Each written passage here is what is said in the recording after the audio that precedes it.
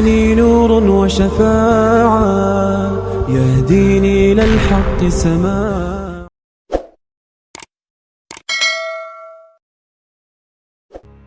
Assalamualaikum warahmatullahi wabarakatuh. Apa kabar sahabat Quran Sholawat Channel semuanya? Semoga kalian selalu dalam lindungan Allah Subhanahu wa Ta'ala. Untuk sahabat-sahabat yang sekarang sedang menonton video ini, jangan lupa subscribe dulu untuk kalian yang belum subscribe.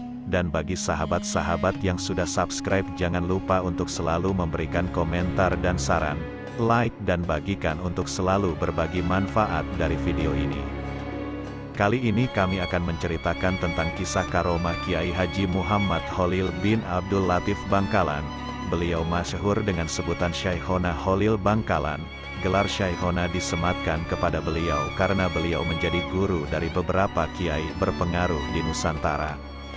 Nama lengkap beliau adalah Muhammad Khalil bin Abdul Latif. Beliau lahir pada tanggal 27 Januari tahun 1820 Masehi. Di Desa Lagundi, Kecamatan Ujung Piring, Bangkalan. Beliau berasal dari keluarga ulama. Ayahnya bernama Kiai Haji Abdul Latif yang mempunyai garis keturunan dengan Sunan Gunung Jati. Berikut beberapa kisah karomah Kiai Haji Muhammad Khalil Bangkalan yang sudah kami rangkum untuk diceritakan kepada sahabat Quran Sholawat Channel semuanya. Kisah karomah pertama, beliau tertawa keras di dalam sholat. Pada suatu hari, di dalam sholat jemaah yang dipimpin oleh Kiai di sebuah pesantren tempat Kiai Khalil mencari ilmu, Kiai Khalil muda tertawa cukup keras sehingga teman-temannya takut kalau Kiai akan marah karena sikapnya itu. Dugaan mereka tidak keliru. Setelah selesai sholat, sang Kiai menegur Kiai Khalil muda dengan sikapnya yang tertawa cukup keras waktu sholat tersebut yang memang dilarang dalam Islam. Ternyata Kiai Khalil muda masih terus tertawa meskipun Kiai sangat marah terhadapnya. Akhirnya Kiai Khalil menjawab bahwa ketika sholat berjamaah berlangsung dia melihat sebuah berkat, yakni wadah nasi waktu hajatan walimah, berada di atas kepala sang Kiai. Mendengar jawaban tersebut, sang Kiai menjadi sadar dan merasa malu atas sholat yang ia pimpin tersebut. Karena sang Kiai ingat bahwa selama sholat berlangsung, dia memang merasa tergesa-gesa untuk menghadiri hajatan walimah sehingga mengakibatkan sholatnya tidak khusyuk. Karomah kedua ialah debat tentang kepiting dan rajungan. Pada suatu hari, para ulama Mekah berkumpul di Masjidil Haram untuk berdiskusi membahas masalah dan hukum Islam yang sedang terjadi di Makkah. Semua persoalan didiskusikan tanpa hambatan dan selalu mendapatkan solusi dan kesepakatan semua ulama tersebut. Akan tetapi pada masalah mengenai halal atau haramnya kepiting dan rajungan terjadi banyak pendapat dan tidak menemukan solusi. Kiai Khalil pada waktu itu berada di antara peserta diskusi sambil mendengarkan dengan tekun sambil sekali-sekali tersenyum melihat silang pendapat para peserta diskusi. Melihat jalan buntu permasalahan yang ada di hadapnya, Kiai Khalil minta izin untuk menawarkan solusi untuk masalah tersebut. Akhirnya Kiai Khalil dipersilahkan untuk naik ke atas mimbar oleh pimpinan diskusi. Setelah tiba di atas mimbar, Kiai Khalil berkata, "Saudara sekalian, ketidaksepakatan kita dalam menentukan hukum kepiting dan rajungan ini menurut saya disebabkan karena saudara sekalian belum melihat secara pasti wujud kepiting dan rajungan," ujar Kiai Khalil. Semua ulama yang hadir dalam diskusi tersebut menyetujui keterangan Kiai Khalil tersebut. "Saudara sekalian, adapun wujud kepiting seperti ini," ucap Kiai Khalil sambil memegang kepiting yang masih basah. "Sedangkan yang rajungan seperti ini," lanjut Kiai Khalil sambil memegang rajungan yang masih basah, seakan baru mengambil dari laut. Semua hadirin merasa terpana dan suasana menjadi gaduh karena keanehan tersebut. Mereka hanya bisa merasa heran dan bingung dari mana Kiai Khalil mendapatkan kepiting dan rajungan dengan sekejap saja. Maka setelah kejadian tersebut, masalah halal atau haramnya kepiting dan rajungan telah menemukan solusinya.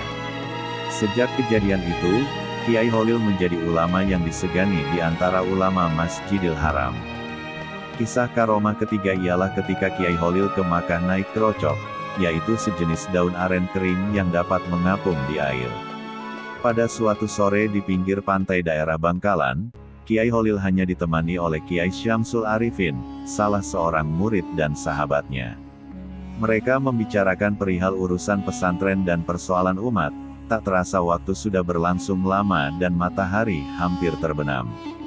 "Kita belum sholat asyar Kiai," kata Kiai Syamsul Arifin. "Astagfirullah," kata Kiai Holil menyadari kehilafannya, "waktu asyar hampir habis. Kita tidak mungkin sholat secara sempurna Kiai," ucap Kiai Syamsul Arifin. "Kalau begitu, ambil kerocok untuk kita pakai ke Makkah," kata Kiai Holil. Setelah mendapatkan kerocok, mereka menaiki kerocok tersebut. Beberapa saat ketika Kiai Holil menatap ke Makkah, tiba-tiba kerocok yang ditumpanginya melesat dengan cepat ke arah Makkah. Sesampainya di Makkah, azan sholat asar baru saja dikumandangkan dan mereka mendapatkan saf pertama sholat asar berjamaah di Masjidil Haram.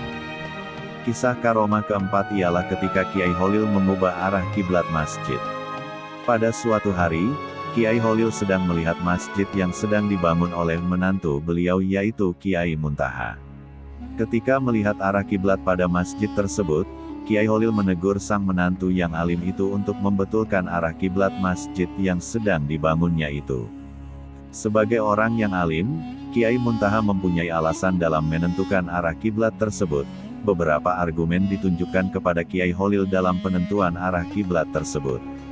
Melihat menantunya tidak ada tanda-tanda untuk mendengar nasihatnya, Kiai Holil tersenyum sambil berjalan ke arah mihrab masjid yakni tempat imam memimpin sholat yang kemudian diikuti sang menantu. Kiai Holil mengambil sebuah kayu untuk melubangi dinding tembok arah kiblat dan menyuruh Kiai Muntaha untuk melihat lubang pada dinding masjid di tempat pengimaman. Betapa kagetnya Kiai Muntaha setelah melihat lubang itu. Sang menantu melihat dalam lubang kecil itu terlihat Ka'bah yang berada di Makkah dengan sangat jelas. Dengan penglihatan itu, Kiai Muntaha heran dan sadar bahwa arah kiblat yang menjadi kiblat bangunan masjidnya salah. Arah kiblat bangunan masjid terlalu miring dan terbukti benar apa yang dikoreksi Kiai Holil. Kisah karomah yang kelima ialah ketika Kiai Holil menolong dari jauh seorang nelayan yang hampir tenggelam di lautan. Cerita ini bersumber dari Kiai Haji Gozi Ngemplak Slemat. Beliau bertutur, suatu hari, pernah ada peristiwa aneh saat beliau mengajar di pesantren. Saat berceramah, Kiai Holil melakukan sesuatu yang tak terpantau mata. Tiba-tiba baju dan sarung beliau basah kuyup. Para santri heran, sedangkan beliau sendiri cuek, tak mau menceritakan apa-apa, langsung ngeloyor masuk rumah, lalu ganti baju. Teka-teki itu baru terjawab setengah bulan kemudian. Yakni ketika ada seorang nelayan sowan ke Kiai Holil, dia mengucapkan terima kasih, karena saat perahunya bocor di tengah laut, langsung ditolong Kiai Holil. Kedatangan nelayan itu membuka tabir, ternyata saat memberi pengajian, Kiai Holil dapat pesan agar segera ke laut untuk menyelamatkan nelayan yang perahunya bocor itu. Dengan karomah yang dimiliki, dalam sekejap dan dalam waktu yang bersamaan ketika beliau memberi pengajian, beliau bisa sampai di laut dan membantu seorang nelayan tersebut. Begitulah beberapa kisah karomah Kiai Holil Bangkalan. Mudah-mudahan kita selalu mendapat barokah-barokah beliau. Amin amin ya robbal alamin. Untuk semua sahabat-sahabat yang menonton video ini, jangan lupa subscribe dulu untuk kalian yang belum subscribe. Dan akhirnya, matur sakalangkong. Assalamualaikum warahmatullahi wabarakatuh.